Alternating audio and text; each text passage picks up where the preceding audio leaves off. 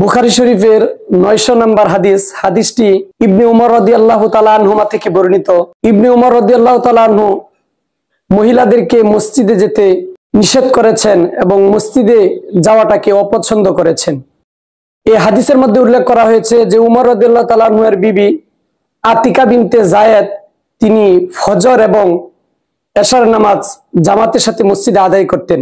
এই কথাটি আত-তামহিদ নামক কিতাবের 23 নম্বর খণ্ডের 404 নম্বর পৃষ্ঠার মধ্যে উল্লেখ করা হয়েছে যে উমর রাদিয়াল্লাহু তাআলা আনহুর বিবি যায়েদ বিনতে আতিকা রাদিয়াল্লাহু তাআলা আনহা যখন দেখলেন যে জুমহুর সাহাবায়ে কেরাম এটাকে অপছন্দ করছেন এবং আল্লাহ রাসূল কোন একটা প্রেক্ষাপটের কারণে মহিলাদের জামাতের সাথে মসজিদে নামাজের অনুমতি দিয়েছিলেন এবং ফিতনার বিষয়টা যখন তিনি উপলব্ধি করতে পারলেন তখন থেকে আর তিনি মসজিদে যাননি।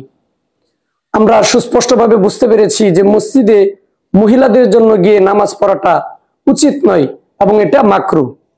আয়েশা রাদিয়াল্লাহু তাআলা আনহার জামানায় আয়েশা রাদিয়াল্লাহু তাআলা আনহা বলেন যে রাসূল আকরাম সাল্লাল্লাহু আলাইহি ওয়াসাল্লাম যদি এখন জীবিত থাকতেন, বর্তমান প্রেক্ষাপটে যে মহিলাদের অবস্থা বা ফিতনার যে ভয়াবহ রূপ ধারণ করেছে, তাহলে রাসূল আকরাম সাল্লাল্লাহু আলাইহি ওয়াসাল্লাম মসজিদে গিয়ে মহিলাদেরকে নামাজ পড়তে নিষেধ করে দিতেন।